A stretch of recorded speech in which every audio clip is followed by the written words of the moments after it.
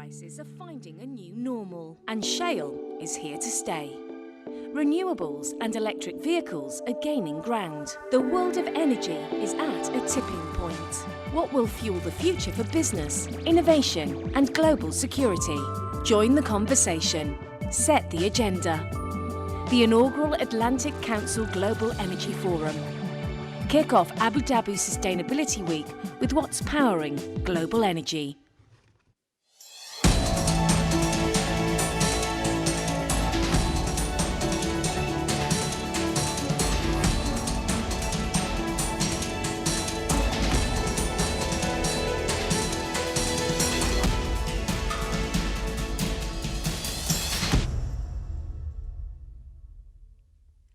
Please welcome to the stage Atlantic Council President and CEO Frederick Kemp. لنرحب بالرئيس والمدير التنفيذي للمجلس الأطلسي Frederick Kemp.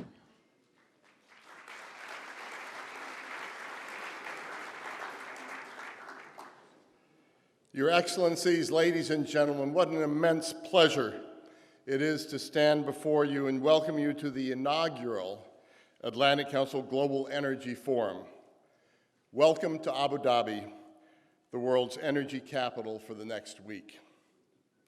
It's our great honor to hold this forum under the patronage of His Highness Sheikh Mohammed bin Zayed Al Nahyan, Crown Prince of Abu Dhabi and Deputy Supreme Commander of the United Emirates Armed Forces. Before I move into the conference opening, I want to take a moment to communicate our deepest condolences to our hosts for the loss of your diplomats in Kandahar, Afghanistan yesterday.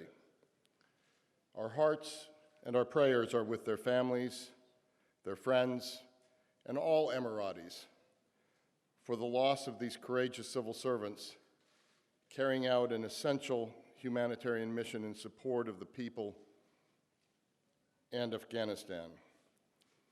We have seen the UAE extends its hand around the world to serving others, and this service of commitment to creating a better world occasionally entails this sort of risk and this sort of sacrifice.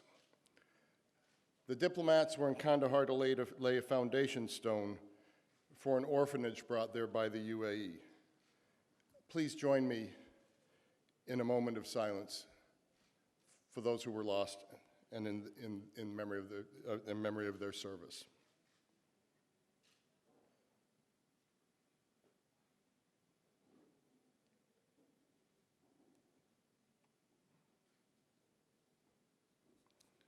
Thank you.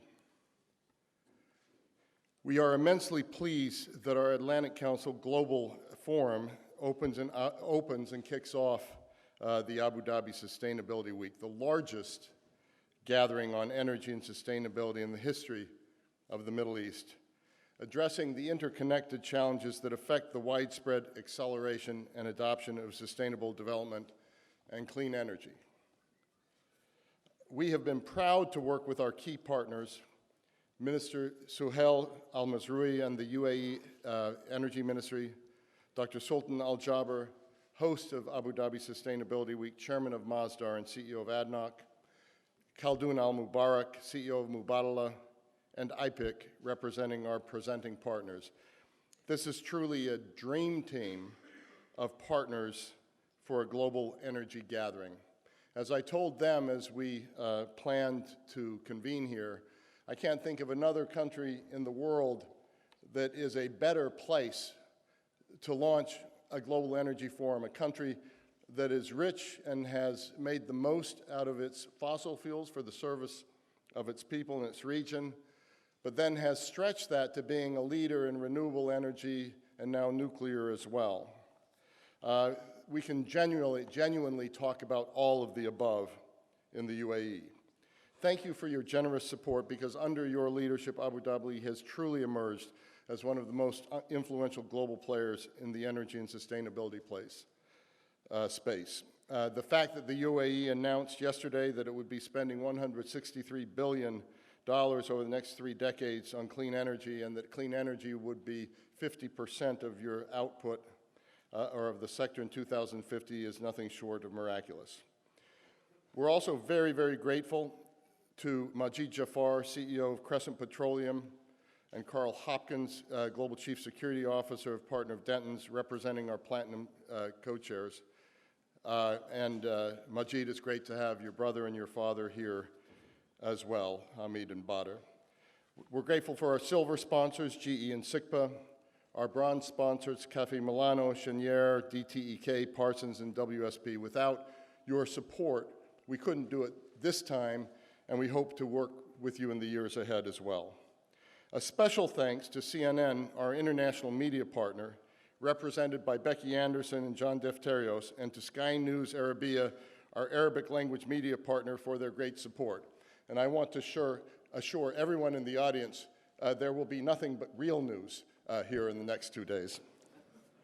I couldn't resist that one. Our ambition is to contribute to the thinking about how energy shapes our common future. We intend to establish the forum as an annual event to discuss the geopolitics of the energy transformation, but also as an event to set the agenda for the year ahead. We've been talking about it a little bit as from sea to snow or from sand to snow, starting the geopolitical discussion here, and then it moves forward into Davos in a week's time. For the next 2 days, we hope to engage you, leading policymakers, business leaders, and experts in a productive conversation. You are the ones shaping the global energy, and we hope you will do that with us this week and into the future. And now I'm honored to introduce our chairman, Governor Jon Huntsman, who will formally open the forum. He is the embodiment of what the Atlantic Council stands for. Its bipartisan spirit, its commitment to constructive U.S. engagement, working alongside our allies and friends to create a more secure future around the world, high integrity, former U.S. ambassador to China and Singapore, and governor of my home state of Utah, a wise statesman, seasoned diplomat, great friend, and also a business leader on several boards, including Chevron, Caterpillar, Ford, Hilton, and of course, Huntsman as well. So gentlemen and ladies, please welcome our chairman, Jon Huntsman.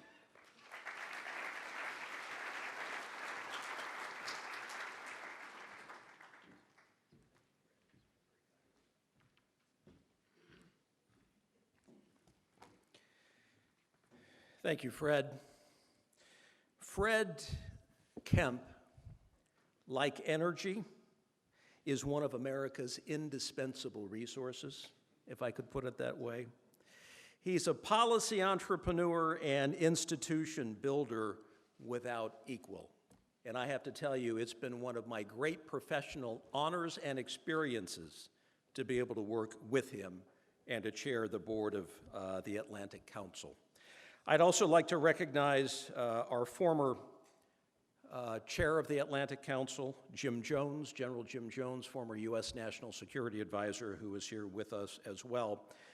But we're driven and informed and led by a board of directors and an international advisory board, many of whose members will be with us over the course of the next 2 days. And I want to personally thank them for their engagement. Philippe Amon, Tuadros Ashinafi, Fatih Birol, Rafiq Bizri, Ahmed Sharai, Ankit Desai, Paula Dobriansky, Mehmet Nazif Gunal, Steve Hadley, Ed Holland, Carl Hopkins, Majid Jafar, Jim Jones, Franco Nucesi, Carlos Pascual, Dan Poneman, and Harry Sakinis. We thank them one and all for their ongoing participation in the affairs of the Atlantic Council. Now, ministers, excellencies, ladies and gentlemen, friends, thank you all for joining us here today. We welcome you to the inaugural Atlantic Council Global Energy Forum. What a unique gathering this is, and it's such a pleasure to be back in Abu Dhabi, a truly exceptional city that brims with culture, history, and life, while also being a crucial hub for technology and innovation. In so many ways, you are redefining 21st century standards for livability and competitiveness. Since its founding more than 50 years ago, the Atlantic Council has advocated for the strengthening of the transatlantic relationship. Today, our focus is to renew the transatlantic alliance to address global 21st century challenges, a purpose that led us straight here to the UAE, a dynamic country with huge significance on the global stage. Strategically located between the Middle East and Asia, and a critical player in the global energy sphere, the UAE provides an ideal platform for discussions on emerging challenges and opportunities in the region and indeed around the world. Now, at the Atlantic Council, we're fond of saying the world is at an inflection point. We're living through turbulent times as 4 civil wars plague the Middle East with violence and bloodshed. Countries in the region are facing unrelenting social and political upheaval. Liberal democracies experiencing backlashes and globalization are retreating from strategies of engagement, broadening the vacuum of global leadership. And technological advances, climate change, and major shifts in the global energy markets increasingly have geopolitical and geoeconomic repercussions that can't be avoided, particularly as we grapple with the realities of a carbon-constrained world.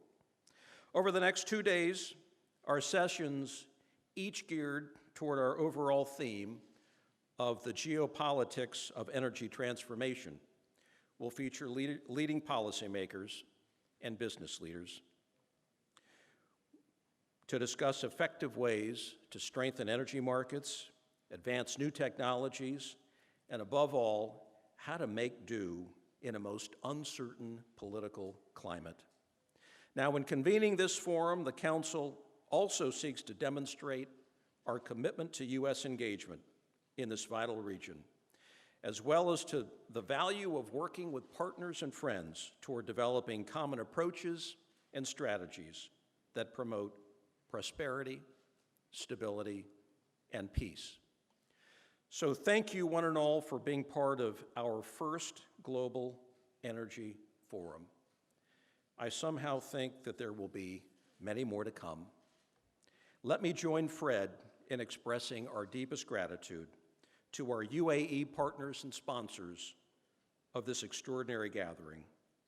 We deeply appreciate their commitment to the Atlantic Council and to our overall mission. And now I'd like to turn the stage over to His Excellency, Dr. Sultan Al Jaber, Chairman of Masdar, CEO of Abu Dhabi National Oil Company. Dr. Sultan, the floor is yours. We welcome you.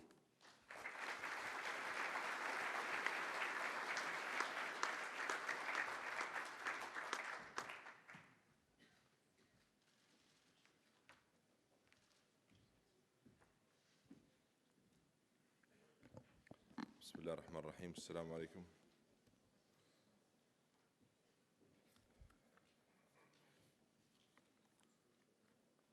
Excellencies, distinguished guests, ladies and gentlemen,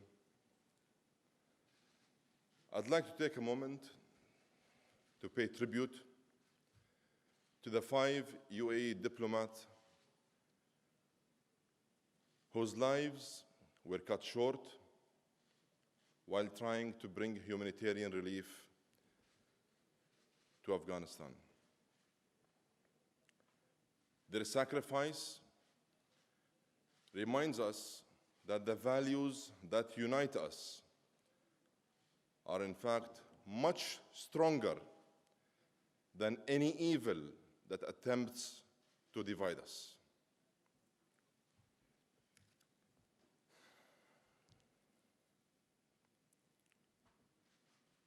Ladies and gentlemen,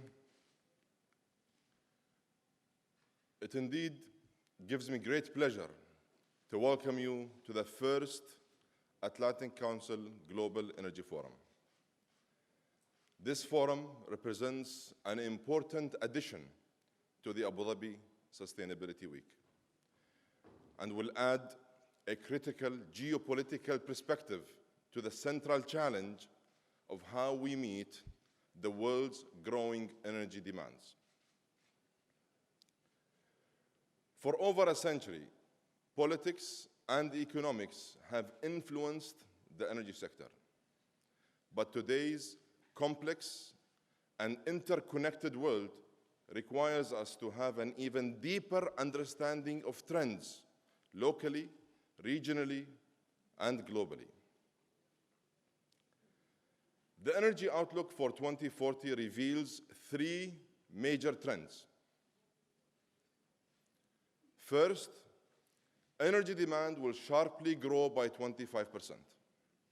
Second, most of this new demand will come from non-OECD countries that will make up 2/3 of all energy consumption by 2040. And third, a steep reduction in the cost of renewables, especially solar, is reshaping the economics of energy. In fact, a new economic model is emerging based on the complementarity of new and traditional forms of energy, where both reinforce each other to efficiently and sustainably meet rising demand. Electric vehicles are a growing segment of the transportation sector. Yet, oil will remain a primary fuel for decades to come and a staple ingredient for refined and petrochemical products. And natural gas will play a key role in generating lower emission power alongside renewables and, of course, nuclear energy. The bottom line here is just very simple. There is no silver bullet solution to the world's growing energy needs. Every form will be essential. All must work in close integration across borders, multiple geographies, and diverse regulatory frameworks.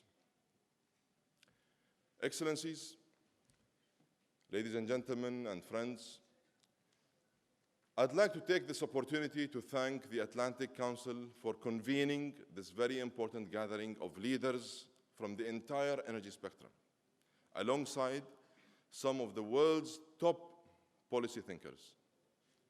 Collectively, we will deepen our understanding of the critical challenges before us, anticipate future scenarios, and together suggest practical solutions. I am confident that the combined vision in this room will make a positive contribution to our common energy future. Thank you very much.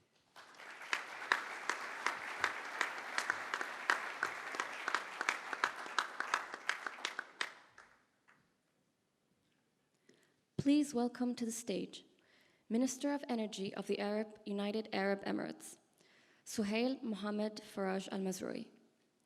لنرحب بوزير الطاقة في دولة الإمارات العربية المتحدة، سهيل محمد فرج المزروعي.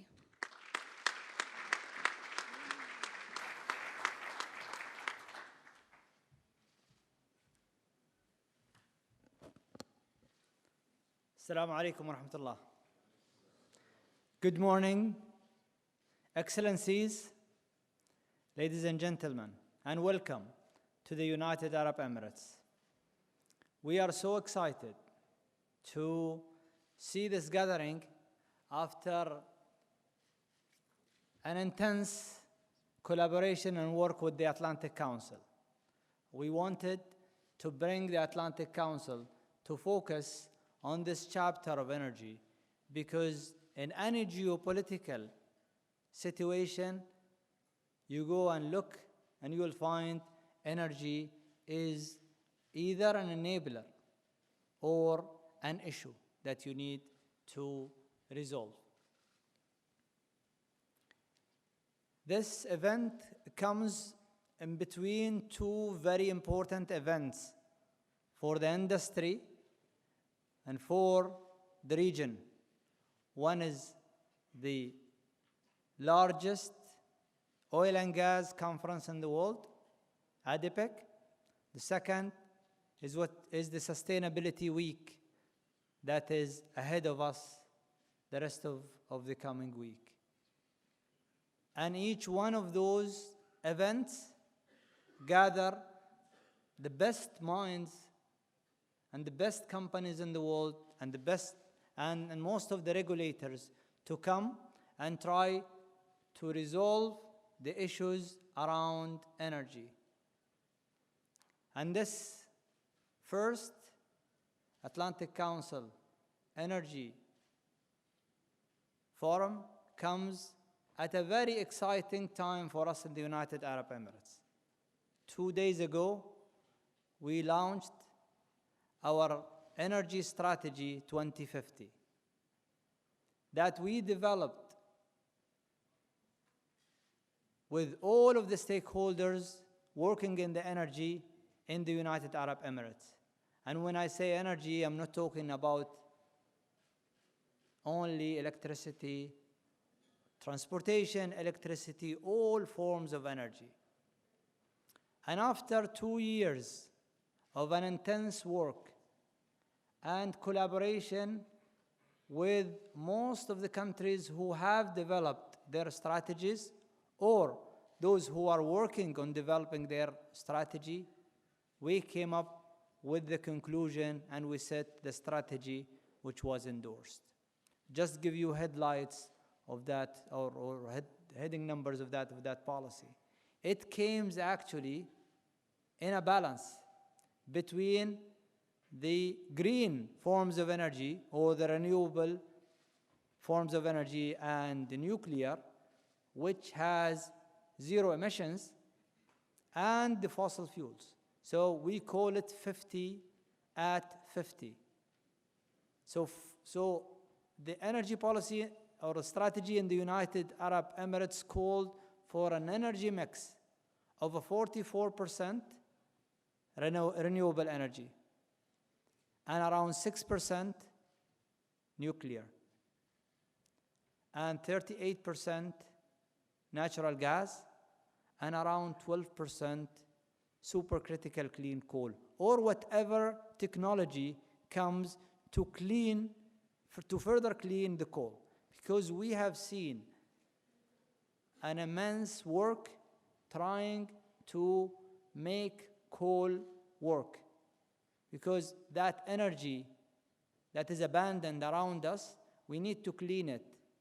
And I would like to thank my brother and colleague, Dr. Sultan Al-Jaber, for bringing to UAE one of the first in the region CO2 carbon capture and injection into one of our fields. That innovative idea, and likewise another project in Saudi Arabia, is going to unlock for us opportunities to clean the different forms of energy. So I look forward to the discussion that we will have on those 2 days between us as policymakers and industry to try to put a perspective on what we are expecting in the next decades. Because for this region, it needs definitely peace, and UAE is working toward peace. And it's unfortunate to lose some of our heroes who left their houses and their comfortable lives and went to Afghanistan to help humanity and to give. But at the same time, those sacrifices make us stronger, that we need to continue this journey. We need to plan, we need to work hard to achieve that peace, and that peace cannot be achieved without a reliable and sustainable sources of energy. Before I finish, I would like to thank the Atlantic Council and all of those who worked very hard behind the scenes to make this event a successful event and to bring us all together to hopefully discuss and find some of the conclusions that we can recommend to the leaders here in this country and in the other countries to resolve some of the energy issues around us. Thank you very much.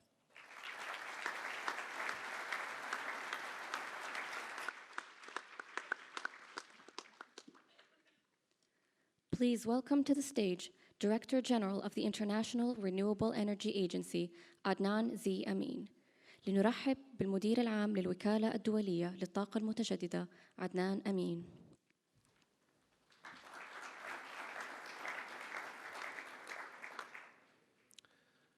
Your Excellency, Mr. Suhail Mohammed Faraj Al Mazrui, Minister of Energy of the UAE, Your Excellency, my friend Dr. Sultan Ahmed Al Jaber, CEO of ADNOC, Chairman of Masdar, and multitude of other titles. Good to see you, Sultan. Your Excellencies, ladies and gentlemen, let me start by adding my voice of condolences for the loss of 5 diplomats in Afghanistan the other day. This senseless act that deprived us of these 5 wonderful individuals is all the more tragic because they were engaged in a tradition which represents the finest aspects of Arab and Islamic civilization, which is helping those in need. And for us, in our headquarters in Abu Dhabi, where we have over the years become part of the fabric of this city and this country, it is as tragic for us, and we join you, Your Excellencies, in sending our condolences to the families of these victims, and we are heartened by the commitment of the UAE government that in the future these acts will not deter the UAE and others who wish to pursue a path of hopefulness in the face of evil. Ladies and gentlemen, it's a great honor for me and a pleasure to address the opening ceremony of the first ever Atlantic Council Global Energy Forum in Abu Dhabi. I'd like to first thank Fred Kemp, President and CEO of the Atlantic Council, and Governor John Huntsman, Chairman, and their teams for the great efforts they have extended and the long conversations we have had in the past in the organization of this wonderful event and bringing so many important actors together for this discussion. This broad range of prominent participants assembled here today reflects the convening power and the global standing of the Atlantic Council, which it enjoys not only in Washington, D.C., its home, but also in many different parts of the world. And I'd like to express my appreciation once again to Fred and Richard Morningstar for their support when they enabled us to present our views to the American public about the renewable energy future of the US. There was a show which we had in Washington, D.C., and Amos Hochstein and I competed in developing superlatives around renewables. But I think the important thing of using your venue for that discussion was that it depoliticized the discussion and focused on the essential issue of energy transformation as something that's going to impact society and countries around the world in the future. So having this forum here in Abu Dhabi at this time could not have been more appropriate with the start of the Abu Dhabi Sustainability Week tomorrow. The world is witnessing an unprecedented energy transformation. Countries, rich and poor, are scaling up renewables deployment to levels many thought impossible only a few years ago. And the UAE is at the forefront of this transformation. The UAE Energy Plan 2050, which Suhail talked about, has just announced its aims to increase clean energy use by 50%, improve energy efficiency by 40%, and cut carbon emissions by 70% by 2050. Renewables are expected to account for about 44% of the country's energy consumption by that time. Remarkable that a country that has built its wealth and its standing on the basis of the oil economy is looking forward to a new energy future, diversifying its economy and creating the basis for sustainability. This involves about $163 billion of investment up to 2050, and we're seeing around the world more and more countries that are making announcements of very ambitious targets. For example, China just spoke about $360 billion investment in clean energy, and many other countries which are stepping up to the plate, and we hope that this will be a momentum that will bring others along with it. Such ambitious plans in the UAE would not have been possible without a bold and visionary leadership to which I wish to pay tribute in the person of His Highness Crown Prince Mohammed bin Zayed Al Nahyan, who has exemplified this leadership. One of the great joys of being in this country is that in many places in the world, we see leadership with vision. There are less places where that vision is translated as a matter of fact into action, and UAE is one of these countries. Known for its vast oil resources, the UAE embarked decisively more than a decade ago on the sustainable development path, which also led to hosting the headquarters of the International Renewable Energy, the first global international intergovernmental energy organization, and thus achieving a unique positioning in the global energy landscape. On Friday, IRENA's annual assembly will start, bringing together delegates from 150 countries, including several heads of state and over 75 ministers, to advance the global renewable energy agenda. The unwavering support of our host country has been critical in making IRENA the vibrant international institution it is today, at the forefront of the global effort to achieve a sustainable and prosperous future. Our host country, the UAE, standing at the crossroads of different continents and cultures, has consistently cultivated openness, dialogue, and tolerance. For this reason, too, it is well positioned to bring together energy leaders from different backgrounds and interests for a much more timely, informal dialogue at a critical moment in which an energy transformation with considerable geopolitical implications is unfolding, a juncture in which energy is not only vital to powering our economies, but also to pursuing a host of sustainable development objectives such as food and water security and climate action.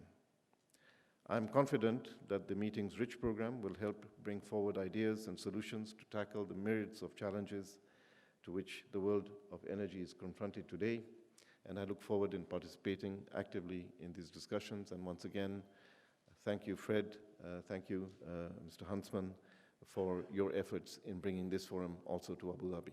Thank you very much.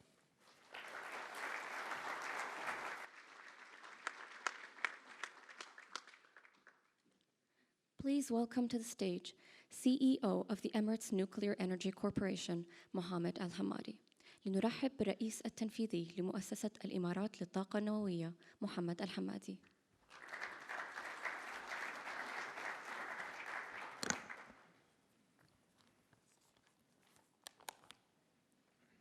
Your Excellencies, distinguished guests, yesterday we've lost, people in making peace, and actually have two of them are, one of them is a relative, another one is a teacher that, they we've lost, and those guys would be legends and will mark the future of peace for the UAE and the region. Thank you for inviting ENEC, the entity leading the UAE Peaceful Nuclear Energy Program, to address the opening ceremony of the first Global Energy Summit. I would like to focus my opening remarks on the lessons learned so far from the UAE Peaceful Nuclear Energy Program and the synergies with the theme of this Global Energy Summit. The development of nuclear peaceful program in the UAE already created a solid value across many strategic sectors, both local and international. At our site, ENEC is approaching the operation of our first nuclear power plant out of the 4 units. Unit number 1 is around 92+% completed as of today. However, the development of nuclear peaceful nuclear program has already begun to actively contribute to the well-being of the country, our economy, and the development of the UAE energy sector. The tangible benefits are multiple. Today, working under the highest standard of nuclear safety, security, imposed by our regulator, our site in Baraka is the biggest nuclear construction site in the world. As the first a new peaceful nuclear energy program in decades, we continue to serve an example for emerging nations in the development of peaceful nuclear energy programs. In fact, the quality of engineering in the UAE and the experience brought by KEPCO, our prime contractor, has enabled Baraka to be the only site in the world capable of simultaneously building 4 identical reactors. These are delivered under the highest standard of nuclear safety, security, and transparency. The UAE, in a major feat of engineering, will contribute to the progress of the future for generations and decades to come. Another benefit that for years, ENIC has invested resources in the development of talented Emiratis in the nuclear industry, and those will be professional leaders in the operation of these power plants in a safe and reliable manner. Today, hundreds of Emiratis based in Baraka, and many of them being trained in simulators in Baraka to become experts and experienced individuals that will be certified by our regulator as reactor operators and senior reactor operators. The delivery of our program sets a steady path to meet our goals posed as part of the COP21 Paris Agreement. Our 4 reactors will boost clean energy production and provide an estimated 25% of clean energy by 2020, along with saving us equivalent of around 14 million tons of CO2 emissions annually.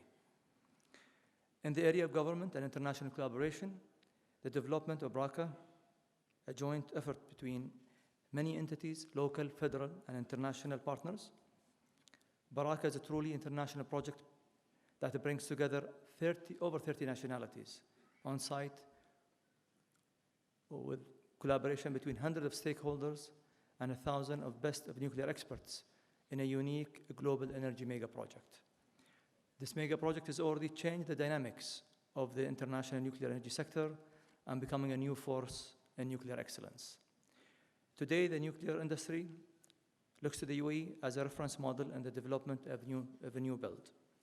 The UAE is ready to take on responsibility of becoming a nuclear energy producing nation and continuing its commitment to the highest standards of operation, transparency, and non-proliferation.